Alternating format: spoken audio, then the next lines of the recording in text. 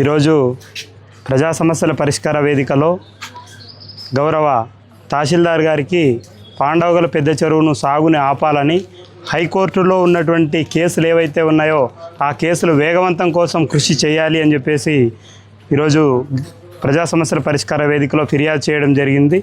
ఇప్పటి వరకు వచ్చినటువంటి ఏదైతే కోర్టు తీర్పులు ప్రభుత్వానికి అనుకూలంగా గ్రామానికి అనుకూలంగా వచ్చినటువంటి తీర్పుల ఆధారంగానే హైకోర్టులో కూడా అలాంటి తీర్పు వస్తుందని చెప్పేసి మేము ఆశాభావం వ్యక్తం చేస్తున్నాం. ఎందుకంటే ఇప్పటి వరకు డివిజన్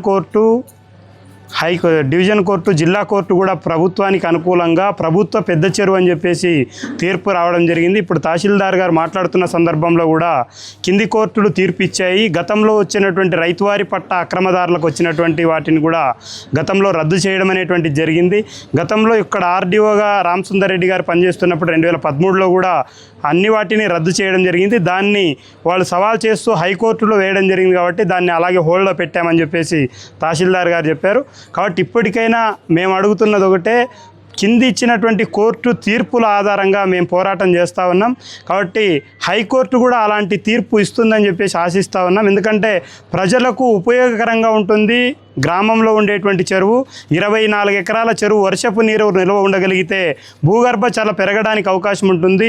బోర్లు వేయడానికి, బావులు పెరగడానికి, పశు సంపద పెరగడానికి, రైతులు వలసలు నివారించడానికి అవకాశం ఉంటుంది. కాబట్టి ప్రభుత్వాన్ని, అధికారులను, ప్రజాప్రతినిధులను విజ్ఞప్తి చేస్తూ ఉన్నాం. ఎందుకంటే చెరువులు ఉండగలిగితే భూగర్భ జల పెరుగుతుంది. పెరిగినప్పుడు రైతుల యొక్క ఆదాయం పెరగడానికి అవకాశం ఉంటుందని చెప్పేసి అడుగుతూ ఉన్నాం. గతంలో కోర్టులు కూడా తీర్పు ఇచ్చాయి కనుక తప్పనిసరిగా ఈ కేసును వేగవంతం కోసం అధికారులు అటువంటి ప్రయత్నం చేయాలి. ఇప్పుడు 2023 నుండి ఇప్పటి వరకు కూడా నత్తనడకన సాగినటువంటి పరిస్థితి ఉంది. ఇప్పుడైనా ఉన్నటువంటి తహసీల్దార్ గారు వేగవంతంగా కృషి చేయాలని చెప్పేసి ప్రభుత్వ అధికారులపైన ఒత్తిడి అనేటువంటిది తెస్తున్నాం. కానీ ఉద్దేశపూర్వకంగా మా ప్రయత్నం కాదు. ప్రజలకు అవసరం రీత్యా దీన్ని పోరాడి సాధించుకోవాలన్నటువంటి తపనతో ప్రజలకు అవసరంగా ఉంటుంది అని చెప్పేసి మేము ప్రభుత్వాన్ని, అధికారులను, ప్రజాప్రతినిధులను విజ్ఞప్తి చేస్తూ ఉన్నాం. మరి ప్రజాప్రతినిధి గౌరవ శాసనసభ్యులు గారు కూడా దీనిపైన స్పష్టమైనటువంటి హామీ ఇవ్వాలి. ఎన్నికల్లో ఇచ్చినటువంటి హామీ ఏదైతే ఉందో దీన్ని కూడా ఈ కేసుకు సంబంధించినటువంటి పూర్తి వివరాలను ఆయన కూడా పరిశీలన చేయాలి. దీన్ని అధ్యయనం చేసి ఆయన కూడా ప్రజలకు వివరణ ఇవ్వాల్సినటువంటి బాధ్యత ఉంది. ఎందుకంటే సోషల్ మీడియాలో ప్రతి దాన్ని ఆయన వెలికి తీసి మాట్లాడేటువంటి పరిస్థితి ఉంది. అందుకని మేమేమంటున్నామంటే గతంలో ఇచ్చినటువంటి కోర్టు తీర్పులు ఏవైతే ఉన్నాయో ప్రభుత్వానికి అనుకూలంగా వచ్చినటువంటి తీర్పుల ఆధారంగా వాటిని అధ్యయనం చేసి ప్రజలకు చెప్పాల్సినటువంటి బాధ్యత ప్రజాప్రతినిధిగా ఆయన పైన ఉంది. మేము చెప్పినామని కాదు, ప్రజలకు ఆయన బాధ్యతగా సమాధానం చెప్పాల్సినటువంటి బాధ్యత ఉంది. కాబట్టి ఆయనకు కూడా విజ్ఞప్తి చేస్తా ఉన్నాం. ఇప్పటికైనా పూర్తి సమాచారం ప్రజలకు చేరవేయాలని చెప్పేసి ఆయనకు కూడా విజ్ఞప్తి చేస్తా ఉన్నాం. నా పేరు తాహెర్ వలి, పెద్ద చెరువు సాధన కమిటీ కన్వీనర్ ఆదోని.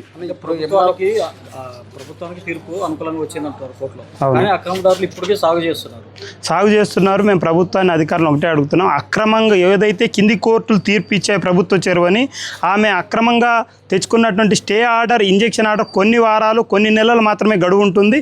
కాబట్టి దాన్ని వెకేట్ చేయించి దాన్ని సాగు చేయనివ్వకుండా ఆపండి అని చెప్పేసి మేము ప్రభుత్వాన్ని, అధికారులను విజ్ఞప్తి చేస్తాం. ఆపాలని అధికారులకు తెలియదా, లేకపోతే వాళ్ళకి ఏమైనా వర్తాసు?